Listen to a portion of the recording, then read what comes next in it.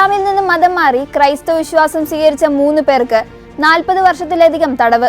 ഇറാനിൽ ഗർഭിണിയായ ഒരു സ്ത്രീക്കുൾപ്പെടെയാണ് തടവ് ശിക്ഷ ലഭിച്ചത്.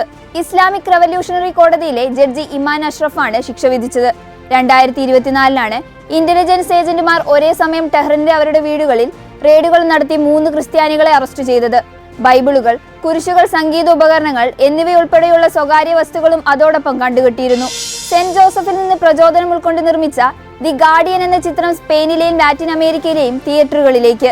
മാർച്ച് 14 വെള്ളിയാഴ്ച സ്പെയിനിലും മാർച്ച് 20 നിരവധി ലാറ്റിൻ അമേരിക്കൻ രാജ്യങ്ങളിലുമാണ് ദി ഗാർഡിയൻ സിനിമ പ്രീമിയർ ചെയ്യുന്നത്. യഥാർത്ഥ സംഭവങ്ങളെ ആസ്പദമാക്കിയുള്ള ഈ ചിത്രം ഒരു വയലിനിസ്റ്റിനെ വിവാഹം കഴിച്ച ഒരു പ്രാദേശിക റേഡിയോ സ്റ്റേഷൻ പത്രപ്രവർത്തകന്റെ കഥയാണ് പറയുന്നത്. പരിശുദ്ധ പിതാവ് ഫ്രാൻസിസ് പാപ്പ തിരുസഭയുടെ തലവനായി തിരഞ്ഞെടുക്കപ്പെട്ടതിന്റെ 12ാം വാർഷികം റോമിലെ ജെമല്ലി ആശുപത്രിയിൽ വെച്ച് നടന്നു. ആശുപത്രിയിൽ തുടരുന്ന മാർപ്പാപ്പയ്ക്ക് വേണ്ടി ആശുപത്രി ജീവനക്കാർ മെഴുകുതിരികൾ കൊണ്ട് അലങ്കരിച്ച കേക്ക് സമ്മാനിച്ചു. ലോകമെമ്പാടുമുള്ള കുട്ടികളിൽ നിന്ന് 100 കണക്കിന് ചിത്രങ്ങളും സന്ദേശങ്ങളും കത്തുകളുമാണ് മാർപ്പാപ്പയ്ക്ക് ലഭിച്ചത്. മാർപ്പാപ്പയുടെ സ്ഥാനാരോഹണത്തിന്റെ വാർഷികത്തോടനുബന്ധിച്ച് ഇന്ന് രാവിലെ പ്രാദേശിക സമയം 10:30 പൗളിൻ ചാപ്പലിൽ വത്തിക്കാൻ സ്റ്റേറ്റ് സെക്രട്ടറി കർദിനാൾ പിയത്രോ പരോളിൻ മാർപ്പാപ്പയ്ക്കായി ദിവ്യബലി അർപ്പിച്ചു.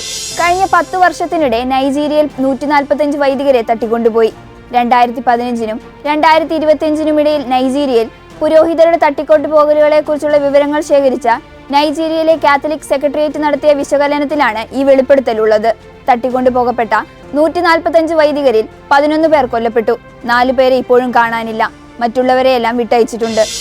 ജനവാസ കേന്ദ്രങ്ങളിലെ വന്യമൃഗശല്യത്തിന് അടിയന്തര പരിഹാരം ആവശ്യപ്പെട്ട് കത്തോലിക്ക കോൺഗ്രസ് മാനന്തവാടി രൂപതാ സമിതിയുടെ നേതൃത്വത്തിൽ മാർച്ച് 15 ജില്ലയിൽ 3 കേന്ദ്രങ്ങളിൽ മാർച്ചും ധരണയും നടത്തും. Collectorate, Mananthavady sub collector office, Bathery mini civil station എന്നിവയ്ക്ക് മുമ്പിലാണ് സമരമെന്ന് കത്തോലിക്ക കോൺഗ്രസ് രൂപതാ director father Joby Mukkattukavungal, president Johnson Thozhuthunkal, മറ്റു ഭാരവാഹികളായ ഫാദർ ടോമി പുത്തൻപുര, സജി ഫിലിപ്പ്, സജി പുലുക്കോട്ടിൽ എന്നിവർ വാർത്താ സമ്മേളനത്തിൽ അറിയിച്ചു.